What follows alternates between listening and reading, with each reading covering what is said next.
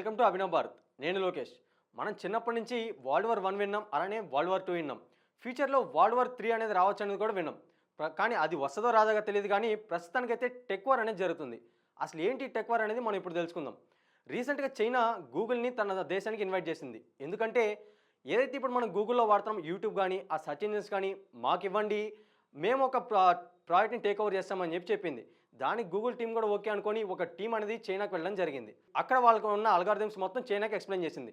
China దానికి okay అనుకొని ఒక ప్రాజెక్ట్ మేము టేక్ ఓవర్ చేస్తాం, మీ కోడింగ్ మొత్తం మేము వాడుకుంటామని చెప్పింది. గూగుల్ తన క్రెడెన్షియల్స్ వాళ్ళకి ఇవ్వనని చెప్పి అబ్జెక్ట్ చేసింది. మా క్రెడెన్షియల్స్ మేము ఇవ్వకుండానే మేము మీకు సర్వర్ అనేది ప్రొవైడ్ చేస్తాం, మీరు జస్ట్ ఆపరేటింగ్ చేసుకోండి, మీ క్రెడెన్షియల్స్ మొత్తం మా దగ్గరే ఉంటాయని చెప్పి గూగుల్ చెప్పింది. దానికి చైనా వద్దనుకొని గూగుల్ని అసలు మా దేశంలోనే వద్దని చెప్పి పంపించేసింది. సో అలానే వాళ్ళ సొంతగా బ్యాట్ అని చెప్పి ఒక 3 టెక్నాలజీస్ని వాళ్ళు జనరేట్ చేసుకొని 3 ఇంటర్నెట్స్ అని చెప్పి వాళ్ళు ఇప్పుడు సొంతంగా జనరేట్ చేసుకొని వాడుకుంటున్నారు. ఆ 3 ఇంటర్నెట్స్ ఏంటంటే baidu.com, అలానే alibaba.com అండ్ tencent.com. ఈ 3 ఇంటర్నెట్స్ని తనే జనరేట్ చేసుకొని వాళ్ళ దేశంలో వరకే వాడుకుంటుంది. ఇలా పక్క దేశం చైనా తన సొంత టెక్నాలజీస్ యూజ్ చేసుకొని తన ఇంటర్నెట్ తనే జనరేట్ చేసుకున్నప్పుడు మన భారతదేశం ఎందుకు ఇంకా డిపెండెంట్ అవుతుంది టెక్నాలజీ పైన? అలానే మయన్మార్ కానీ, థాయిలాండ్ కానీ, బంగ్లాదేశ్ కానీ ఇలాంటి చిన్న చిన్న దేశాలు ఏదైతే ఉన్నాయో అవి అంతా టెక్నాలజీ జనరేట్ చేయలేవు కాబట్టి వాళ్ళు డిపెండెంట్ అయిన ఒక రకం. మన భారతదేశం ఏషియాలోనే ఒక జైంట్ కంట్రీగా గుర్తింపు పొంది, కానీ ఇది ఇంకా టెక్నాలజీ మీద అవతల దేశాల మీద డిపెండ్ అవుతుంది. అసలు ఎందుకు అనేది చూసినట్లయితే మోస్ట్లీ మన భారతదేశంలో యూట్యూబ్ కానీ, అలానే గూగుల్ సర్వీసెస్ కానీ, మైక్రోసాఫ్ట్ సర్వీసెస్ కానీ మోస్ట్లీ ఎక్కువగా వాడుతూ ఉంటాం. ఫర్ సపోజ్ ఇప్పుడు మనం గూగుల్ చూసుకున్నట్లయితే గూగుల్ యాడ్స్ జనరేట్ చేసి రెవెన్యూ అనేది పొందుతుంది. గూగుల్ సంవత్సరానికి ఎంత రెవెన్యూ అనేది జనరేట్ చేసుకున్నట్లయితే $15 బిలియన్ అనేది ప్రొజెక్ట్ చేసుకుంటుంది. అదే ఇప్పుడు కనుక దాన్ని కొనసాగిస్తే 5 సంవత్సరాల తర్వాత $50 బిలియన్ అనేది ప్రొజెక్ట్ చేసుకోవచ్చు. ఇఫ్ ఇన్ కేస్ అది ఓన్లీ యాడ్స్ పరంగా అయితే $50 బిలియన్. ఇప్పుడు for suppose e commerce websites చూసుకున్నట్లయితే ఏదైతే అమెజాన్ కానీ, ఫ్లిప్కార్ట్ కానీ ఇట్లాంటి వెబ్సైట్స్ అనేది మనం చూసుకున్నట్లయితే సేమ్ ఇది కనుక మనం వాళ్ళ మీద ఇంకా డిపెండ్ అవుతున్నట్లయితే $100 బిలియన్ వాళ్ళు ప్రొజెక్ట్ చేసుకునే దానికి ఛాన్స్ ఉంది. సో వాళ్ళు కూడా అట్లనే ఆలోచిస్తారు, ఇండియాకి మనం ఎట్లా ఏం చేస్తే మనకి ఇంత ఇన్కమ్ వస్తుంది, మిగతా దేశాలకి మనం ఎంత టెక్నాలజీ ఇస్తే మనకి ఇంత రెవెన్యూ అనేది వస్తుంది, వాళ్ళు అలా ఆలోచిస్తున్నారు కాబట్టి మనం ఇంకా డిపెండ్ అవ్వాల్సి వస్తుంది. సో మనం అలా కాకుండా మన టెక్నాలజీని మనమే జనరేట్ చేసుకుని మనమే యూజ్ చేసుకుంటే అంత డిపెండెంట్ అవ్వాల్సిన అవసరం లేదు. సో యాజ్ లైక్ యూట్యూబ్ కానీ, గూగుల్ కానీ, మైక్రోసాఫ్ట్ సర్వీసెస్ ఏదైతే మనం వాడుతున్నామో అలాంటి ప్లాట్ఫామ్స్ మన ఇండియా ఎందుకు జనరేట్ చేయలేకపోతుంది? మనం ఇప్పటికీ ఇంటూనే ఉంటాం, India is greatest country but technology dependent. ఆ టెక్నాలజీ కూడా అవతల ఇంటర్నేషనల్ కంట్రీస్ ఏదైతే ఉన్నాయో వాటి మీద డిపెండ్ అవ్వాల్సి వస్తుంది. ఫర్ సపోజ్ ఇప్పుడు మనం కంప్యూటర్ వాడాలనుకుంటే విండోస్ ఆపరేటింగ్ సిస్టమ్ అనేది రావాలి. ఆ విండోస్ ఎక్కడి నుంచి వచ్చింది? అది ఇంటర్నేషనల్ సాఫ్ట్వేరే. సో ఇక్కడ మనం డిపెండ్ అవుతున్నాం. ఫర్ సపోజ్ ఇప్పుడు మనం ఫోన్ వాడుతున్నాం, ఫోన్ ప్రతి ఒక్కరు వాడుతూనే ఉన్నారు. చిన్న ఏరియాల నుంచి పెద్ద కార్పొరేటర్ వరకు ప్రతి ఒక్కరు ఫోన్ వాడుతూనే ఉన్నారు.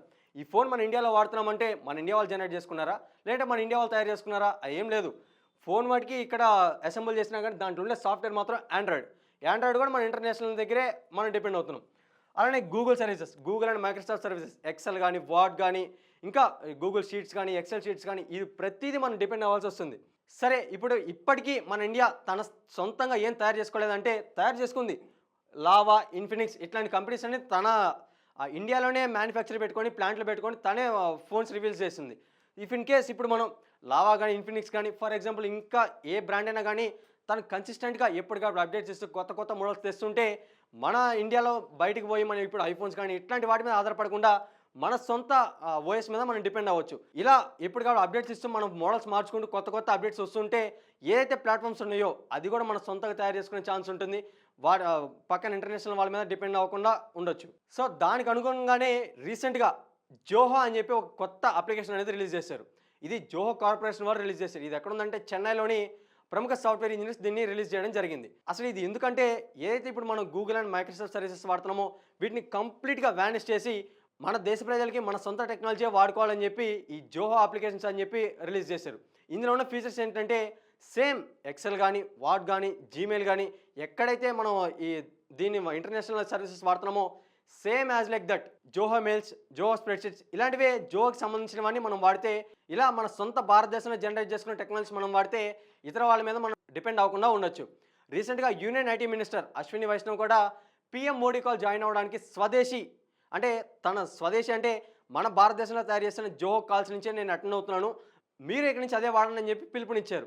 అప్పటి నుంచి జోహో వాడడం అనేది బాగా ఎక్కువైంది. ఇప్పుడు మనం చూసుకున్నట్లయితే సోషల్ మీడియా ఫేస్బుక్, వాట్సాప్ చూసుకుంటున్నట్లయితే అది ఒక మెటా సంస్థకి, యూట్యూబ్ చూసుకుంటే గూగుల్కి సంబంధించి, అమెజాన్ అది వేరొక సంస్థ. సో ఇవన్నీ ఒక ఇంటర్నేషనల్కి సంబంధించినవి. వీటి మీద మనం డిపెండ్ అవుతున్నాం. అలానే ఇంకా డిపెండ్ అవ్వకుండా రీసెంట్గా మనం చూసుకున్నట్లయితే జోహో వాడు అరాటే అని చెప్పి ఒక యాప్ రిలీజ్ చేశాడు.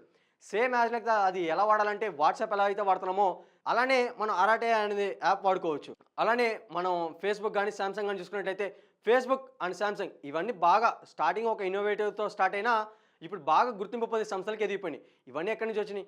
ఇక్కడి నుంచి మన ఇండియా వర్కర్స్ ఎవరైతే ఉన్నారో వాళ్ళు ఇంటర్నేషనల్ అక్కడ వెళ్ళి వాళ్ళ ఐడియాస్ని అక్కడ ప్రజెంట్ చేయడం వల్ల వాళ్ళు అంత సంస్థలకి ఎదగడం అనేది జరిగింది. అసలు ఆ ఇన్నోవేషన్ అనేది ఎక్కడ జరిగింది, ఆ ఐడియాస్ అనేది ఎక్కడ ఇనిషియేట్ అనేది చూసుకున్నట్లయితే ఫేస్బుక్ కానీ సామ్సంగ్ కానీ. మనం ఇప్పుడు ఫేస్బుక్ చూసినట్లయితే మార్క్ జుకర్బర్గ్ ఆయన అమెరికాకు సంబంధించిన వ్యక్తి. కానీ అక్కడ ఫేస్బుక్ అనేది ఆల్రెడీ ఇప్పుడు జనరేట్ చేసుకున్నారు. కానీ అంతకు ముందే మన ఇండియాలో ఫేస్బుక్ లాంటి అప్లికేషన్ ఆల్రెడీ ఒక మెసెంజర్ అనేది ఇక్కడ జనరేట్ చేసి వాడారు కూడా. అలానే ఇప్పుడు సామ్సంగ్ చూసుకున్నట్లయితే సామ్సంగ్ కూడా ఇప్పుడు అక్కడికి పోయి అంత అభివృద్ధి చెందింది. కానీ మన భారతదేశంలో ఆల్రెడీ ఆ ఇన్నోవేషన్ అనేది స్టార్ట్ అయింది మన భారతదేశంలోనే. సో ఇప్పటి నుంచి మనం ఏం చేయాలంటే మన సొంతంగా మన టెక్నాలజీ అనేది మనం ఇప్పుడు మనం సపోర్ట్ చేసుకుంటేనే ఫ్యూచర్లో మనం డిపెండెంట్ అవ్వకుండా మన సొంత టెక్నాలజీ మనం వాడుకునే ఛాన్సెస్ చాలా ఉంటాయి. అలానే ఇప్పుడు ఆర్టిఫిషియల్ ఇంటెలిజెన్స్ ఉంది, చాట్ జీపీటీ ఉంది, ఇంకా జెమినీ ఏఐ ఉంది. ఇలాంటి ఎన్నో ఆర్టిఫిషియల్ ఇంటెలిజెన్స్ అవి కూడా ఇంటర్నేషనల్ వాళ్ళు జనరేట్ చేసిన తర్వాత మనం ఇప్పుడు వాడుకుంటున్నాం. సో వీటికి ధీటుగా మన ఇండియా సాఫ్ట్వేర్ ఇంజనీర్స్ ఎవరైతే ఉన్నారో వాళ్ళు కొంచెం ఆలోచించి ఇంకా ఇంటర్నేషనల్ ఇప్పుడు హైయర్ స్టడీస్ కానీ H1B వీసా తీసుకొని అక్కడికి వెళ్ళి వర్క్ చేసుకోవాలని ఇలాంటి ఆలోచనలు కాకుండా మన దేశంలోనే ఇలాంటి ఏఐ ఎందుకు జనరేట్ చేయకూడదు, ఇలాంటి ఏఐ ఒకటి క్రియేట్ చేస్తే మన దేశం కూడా వాళ్ళ ఏదైతే ఇప్పుడు టెక్నాలజీ రంగంలో పరిగెడుతున్న స్థానంలో మనది కూడా ఒకటే ఉంటుంది.